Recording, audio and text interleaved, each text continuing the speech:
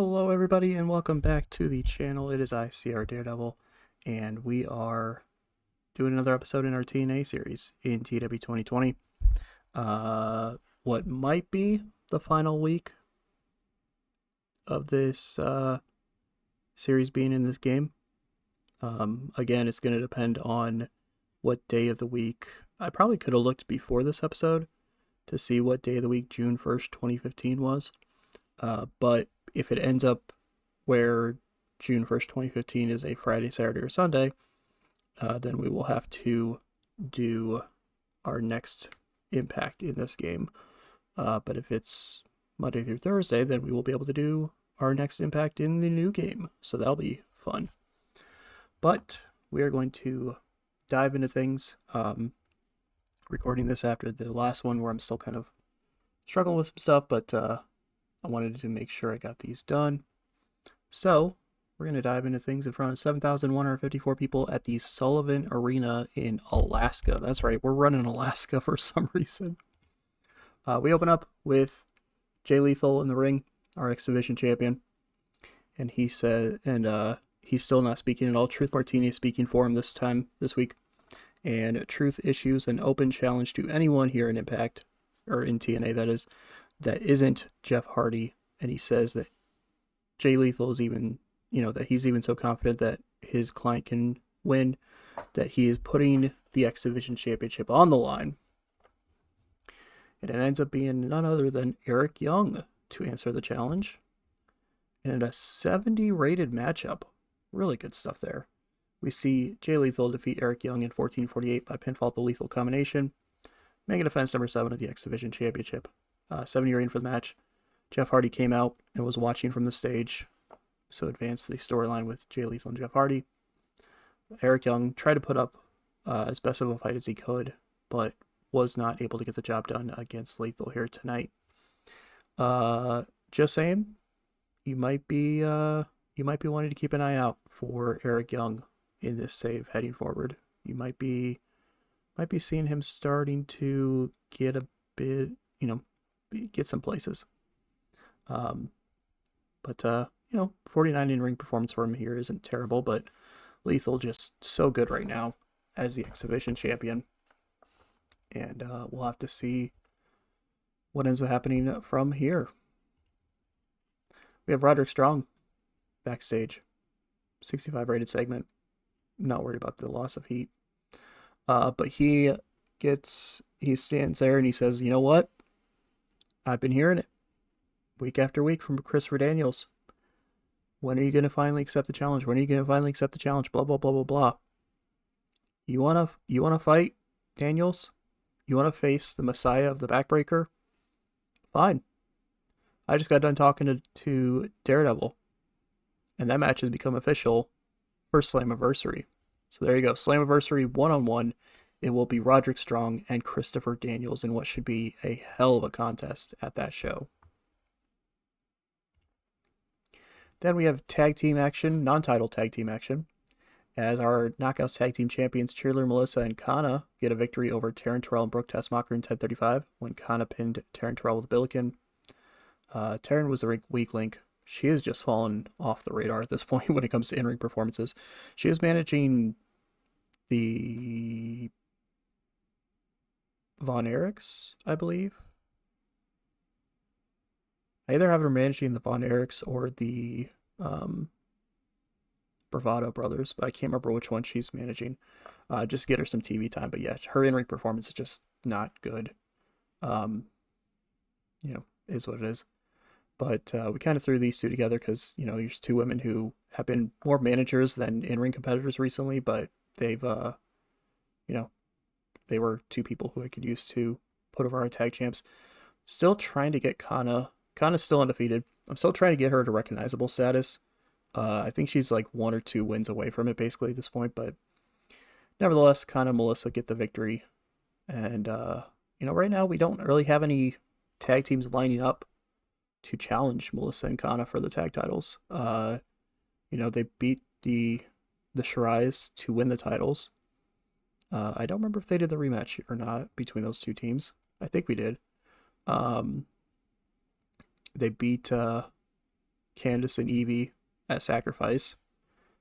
So we'll have to see if another team ends up trying to step up at all. There's other established Knockouts tag teams out there right now, the Decay, the Lucha Sisters, or anybody else could kind of step up. But for now, it's seems like nobody's stepping up, so we'll have to see what ends up happening. But 54 here, not too bad for this. Then after that, we get a 79 rated promo as Magnus is not happy. This is the first time we've seen him since him and Mickey lost to James Storm and ODB at Sacrifice. And Magnus says that if James Storm thinks for a second that things are done between the two of them, then he's sadly mistaken, because he still doesn't care about the goddamn Cowboys crying. He doesn't care about his trying to trying to bounce back and become a main eventer here in TNA, blah, blah, blah. He doesn't care. Magnus is a former TNA World Heavyweight Champion, and he will destroy James Storm if James Storm dares to step into the ring with him one-on-one. So we'll have to see if that ends up happening. But Magnus and, some harsh words towards James Storm at this point. Then, going to the man who turned his back on James Storm recently, Bobby Roode, gets a 67 rated victory in 603 over local talent Tyson Dukes by pinfall to payoff. This is basically just, Bobby Roode bouncing back after losing to Kurt Angle at Sacrifice. He's trying to bounce back and get himself, in line. Of course, commentators use this moment to talk about the Bound for Glory series coming up and about how Bobby Roode could potentially go on a heck of a run through it if the opportunity arises for him. So kind of putting over the fact that Bobby might be, could be considered for the Bound for Glory series and could potentially have a good run in it. We'll have to see what ends up happening. We get a 64 rated segment that gains heat for both storylines involved, which is good. Even if Angelina Love performed poorly, I don't care. I keep saying this for a lot of people, obviously, but Angelina Love is another one that I have to build up a little bit better, because I've let her entertainment skills kind of drop off. It doesn't help the fact that she's kind of second fiddle to Velvet Sky at this point, but I've kind of let her drop off a little bit, and, she could be, I'm not saying that she could easily be the best woman, one of the best women we have in our roster, but she could be a lot better, but I've kind of been dropping the ball with her, so that's why she also spoke here. But anyway, we get a Guns and Beautiful People joint promo here. At some point, I will come up with an actual name for their group, because they are technically in a group together. They just haven't actually been given an official name. At some point, I'll come up with one. But the Velvet and Angelina kind of talk shit about Gail Kim and Serena Deeb. Velvet saying that Gail may be, a pioneer in the Knockouts division here in TNA, but her time has passed, and that she, might be hoping for some sort of moment of glory at Slammiversary, trying to challenge for this Knockouts championship once again, but Velvet would put her down and continue her dominant reign as the Knockouts champion.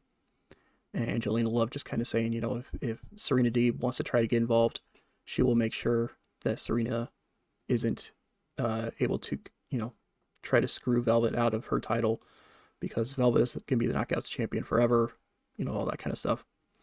Then the Guns, Alex Shelley and Chris Sabin speak, and they just kind of, do a little bit of a mocking clap, and they say that they're so glad that they're finally going to get Paul London and Brian Kendrick to face them in a tag team matchup. But the problem is, how much can London and Kendrick really trust each other right now? It was, up until just recently, Kendrick still wasn't on board with the whole idea of a tag team with these two. So how the hell are those two going to be able to defeat the Motor City Machine Guns, one of the greatest tag teams in TNA history, the current TNA World Tag Team Champions? How the hell are they going to be able to beat them? They're not. They're not going to be able to beat them. And the Guns are going to continue to hold these titles, raising them up, and will continue to do so for the rest of this year and beyond. So, London Kendrick, you can sit there and try to do your little can you get along story all you want. It won't matter, because we will retain the tag team titles. That's kind of the promo there with those two. 64 really isn't too bad for this, honestly.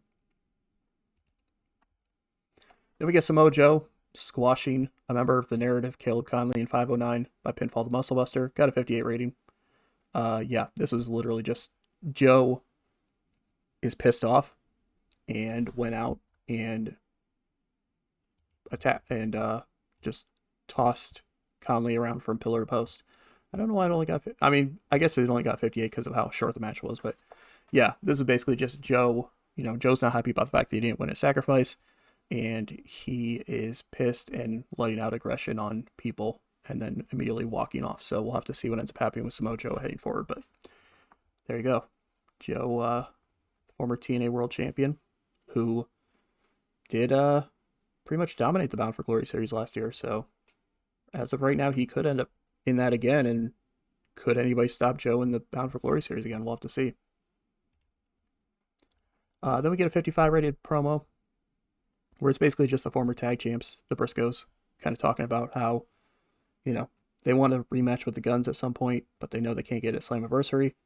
So they sit and they wait, and they, you know, look to step up, or they look to have any other tag team step up to challenge them to face them for the time being. Not necessarily for a match at Slammiversary, but they're wanting to face all the tag teams here in TNA. And look forward to someone stepping up to do so. 55 for this. We get Mickie James with a 63 rated promo before her match. She has a match up next, not against ODB, but she has a match up next, and she does a quick little promo where she just says that her and ODB, you know, if ODB thinks that this is over, then she's also sadly mistaken. That she's going to continue to fight with ODB until ODB learns her place and realizes that Mickie James is the present and future of this company and of this business, and that if ODB wants to try to stand in her way, then Mickie James will have to just kick her goddamn head off. You know, referring to the fact that she does the kick, the chick kick, that is, that she just won this match with. As in a 64 rated matchup, she picks up the victory over Jessie McKay in 908. They have great chemistry, so that's good to see. Yeah, Jessie McKay getting a chance to kind of show as a singles competitor. Obviously, she's part of Aussie Idols with Casey Cassidy, but she gets a chance to look, you know, to put forth an effort here in a singles matchup, and does pretty decent. She's obviously going to take, you know, it's obviously going to take getting her some more popularity and some better skills to really get her on a level where she can really compete on an even level with someone like Mickie James, but she's getting there. So 64 here for this. Not too bad of a match.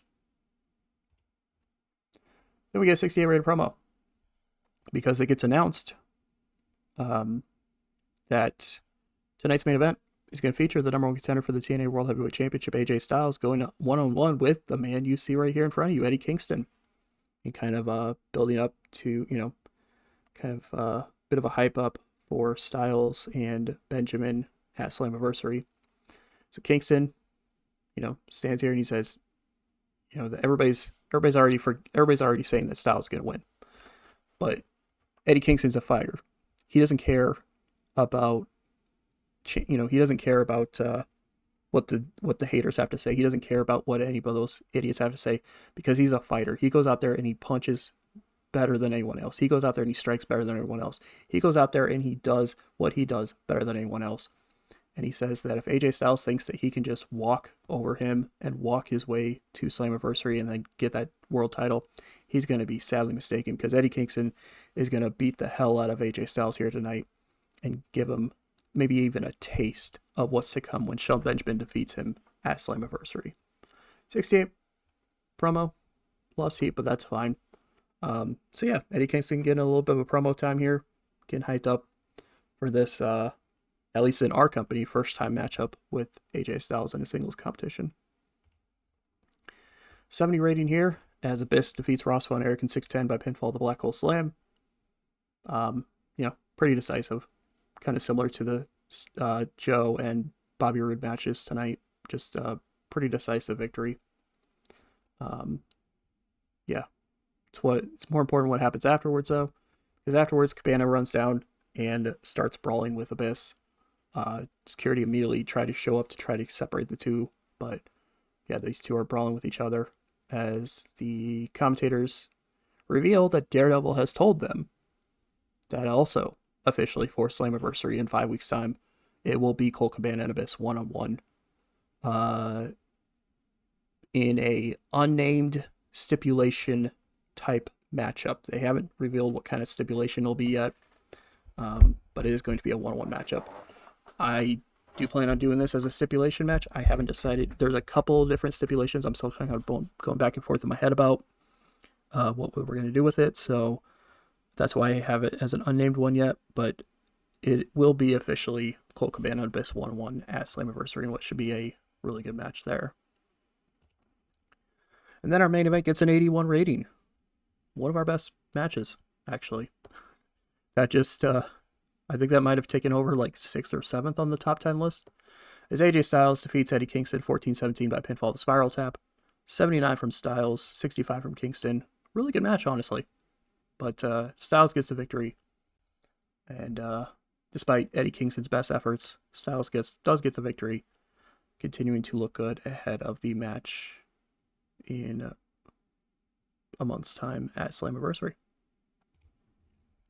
79. I'll take it. I will take it. I need to look at those growth restrictions. Figure out what our broadcasters are doing that's causing that to happen. But yeah, pretty good show here. That X Division title match was really good. Obviously the main was really good. Mickie James and Jessie McKay ended up doing better than I expected. So we will gladly take that stuff. So yeah, we've got that. We'll flip over here really quick. We're the top story once again. 1.6 million people watching. NXT had a 58. Tyler Breeze and Nick Dinsmore defeated Team Crime, which is Baron Corbin and Aiden English in the main event. Ring of Honor had Bully Ray Matt Hardy defeat Punchman Martinez and Delirious in the main event. It also had Scott Steiner defeat Jerry Bryan in a 31 rated matchup. Oof. Oofa doofa doof. Hey, at least, even though we're not using it right now, at least they keep putting over Jimmy Jacobs for us. Keep giving him wins over and over again. FIP saw D'Lo Brown defeat Phil Shatter in the main event. Wow, that's something. ICW ran a show too. I don't know if that's an event or if that's a TV show they're doing, but there's that. So that's pretty cool. WXW also ran there too. Wouldn't be a terrible idea to start looking at some of those other companies like that as well, but Carmella is now going to a regular wrestler. So I will say that I considered trying to get Alexa Bliss. I don't want to keep stealing people from WWE all the time, but I did consider getting Alexa Bliss, but I figured for now she's still young in this. She's only 23. She's only got 1 year experience, so I figured I'll let WWE continue to use her for a couple more years. Yeah, because she has a 2-year contract. So when that contract is up, maybe we'll take a look at her again, because right now, match-wise, she had a 27 performance against Nia Jax. So, I mean, match-wise, she's not that good. So we'll let her keep getting work in NXT, and then maybe in a couple years' time, if this save's still going, maybe we'll go and try to get her there. We did have Marshall Von Erich get hurt on an Explosion matchup, and he's actually going to be out for a few months, so that sucks. That means Ross is going to be kind of doing a singles bit for a little bit now. There's that. I also slightly considered trying to get Jamie Noble from WWE as a road agent, but then I looked and we already have enough road agents as it is, so I wasn't too worried about doing that. But there you go. Another episode of NXT, another episode of TNA in the books. Next time, as I mentioned at the start of this, we might be in the new game, we might not, we'll see. But we will continue on the road to Slammiversary. We'll have to see what other matches become official for that show. So thank you all for watching. Definitely appreciate it. And we'll catch you in the next video.